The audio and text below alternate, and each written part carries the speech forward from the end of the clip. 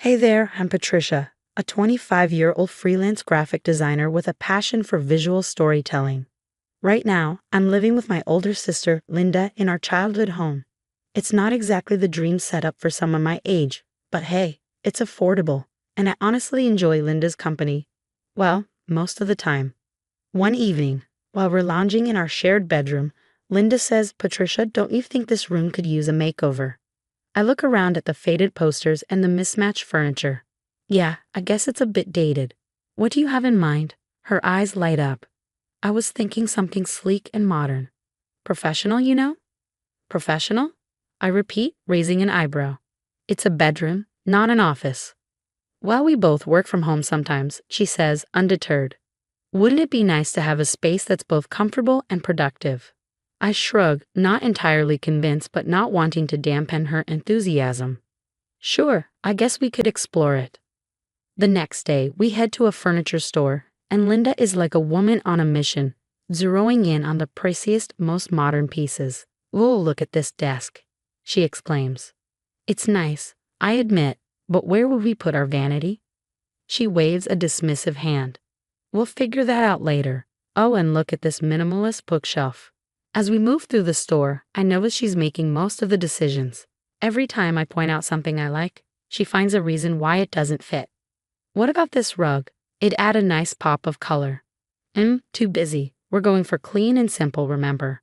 By the end of our shopping trip, I feel like I barely had a say in any of it, but I remind myself that Linda's always had a better eye for design, right? Later that week, I meet up with my best friend Maya for coffee and tell her about the redecoration plans. Her brow furrows in concern. "Patricia, don't you think Linda's being a bit controlling? It's your room too." I feel a pang of defensiveness. "Oh, come on, Maya. She's just excited. Besides, she knows what she's doing." "If you say so," Maya replies, unconvinced. "Just make sure you're not getting steamrolled, okay?" I laugh it off, but as I walk home, a nagging doubt creeps in. Am I letting Linda take over?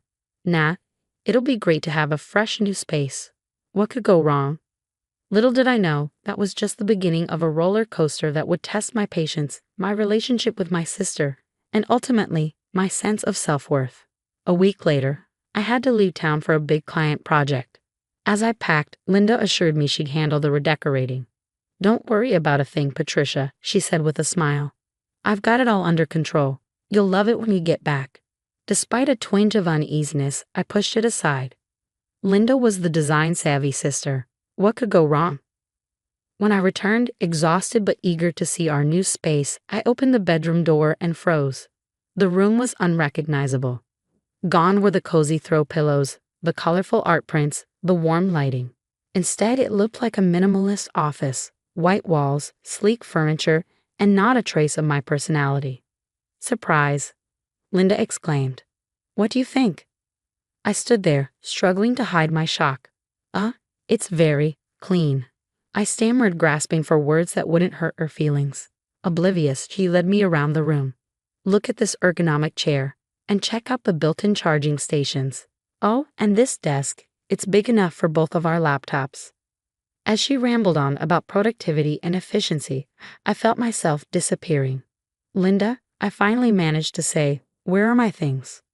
"Oh, don't worry, I packed them up neatly," she said, gesturing toward the closet. My heart sank as I realized all my personal items, my art supplies, my books, even my favorite throw blanket, had been packed away, out of sight. "But where am I supposed to work on my illustrations?" I asked, my voice barely a whisper. Linda's brow furrowed in mild annoyance. "Well, you can use the desk when I'm not using it, or there's always the living room couch." Over the next few days, I watched helplessly as Linda claimed our bedroom as her exclusive workspace.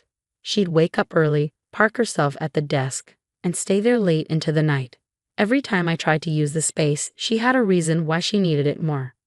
"Sorry, Patricia, I've got a big presentation tomorrow. You don't mind working in the living room, right?" Or, "Oops, I forgot to mention I have a video call in 5 minutes. Could you clear out for a bit?" The final straw came one afternoon when I returned home to find our bedroom door locked. I knocked, confused. "Linda, are you in there?" "Yeah, just a sec," she called out. I heard rustling and then the click of the lock. She opened the door a crack, looking frazzled. Sorry, I was on an important call. Did you need something? I stared at her, disbelief washing over me. Linda, this is my room too. Why was the door locked? She had the grace to look slightly embarrassed. Oh, I just needed some privacy for this call. You understand, right? Fighting back tears of frustration, I turned away. This wasn't just about a room anymore. It was about respect, boundaries, and standing up for myself. I retreated to the living room, my new unofficial workspace, and pulled out my phone. I needed advice, and I knew exactly who to call. Maya, it's me. Remember when you said Linda might be a bit controlling? Well, you're not going to believe what's happened. After spilling everything to Maya, I felt a weight lift off my shoulders. She listened patiently, then said, Patricia, you need to stand up for yourself. This is your home too. I knew she was right. Gathering my courage, I approached Linda that evening. Hey, can we talk about the room situation? Linda barely looked up from her laptop. What about it? Well, I feel like I've been pushed out of my own space. I can't work or relax in there anymore.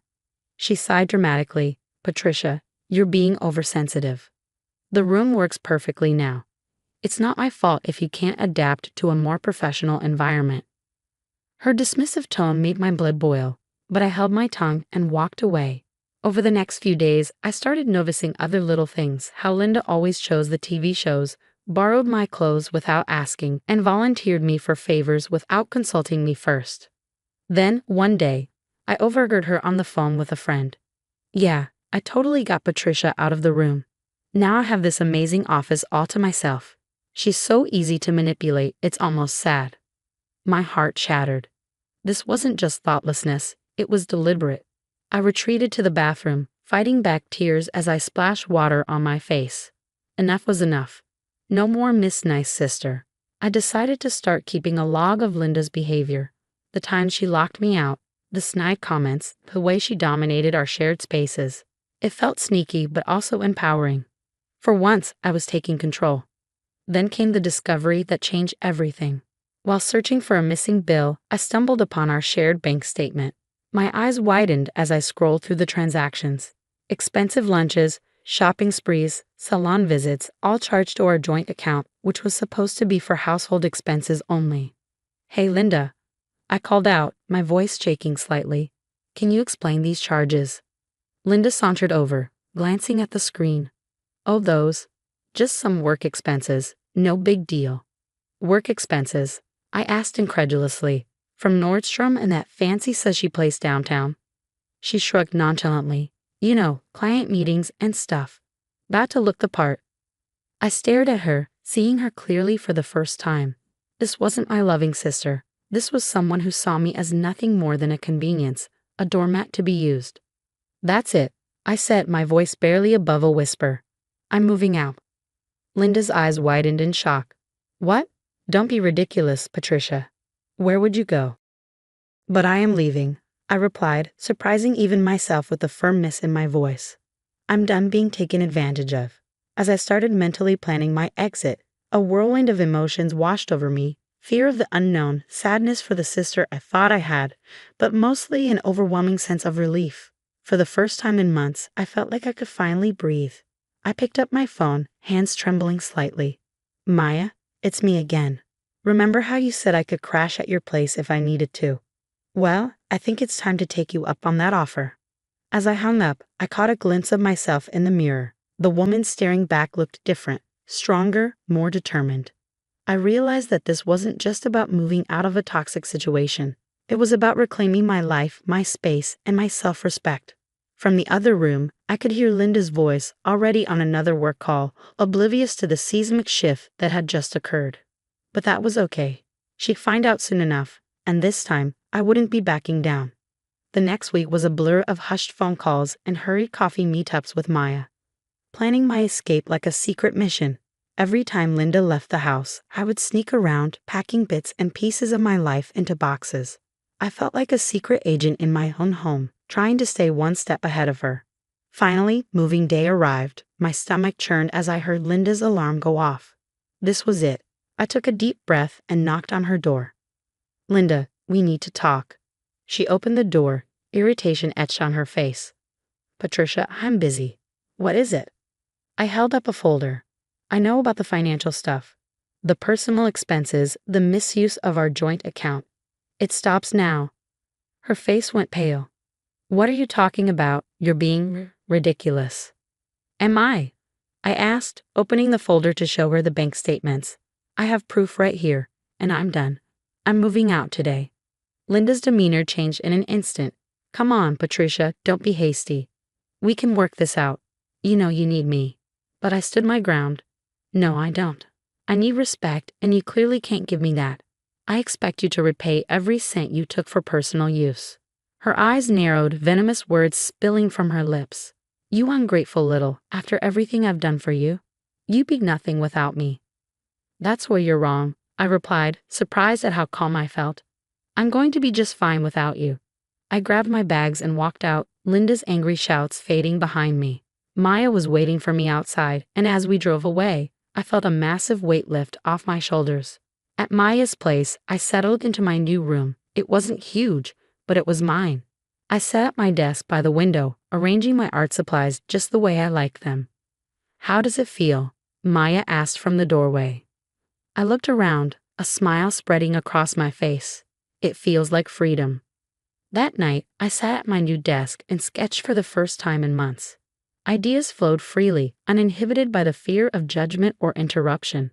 For the first time in ages, I felt alive and creative, like the real Patricia was finally re-emerging. I never thought I'd have to choose between family and self-respect, but I did. Would you have done the same in my shoes? Share your thoughts in the comments.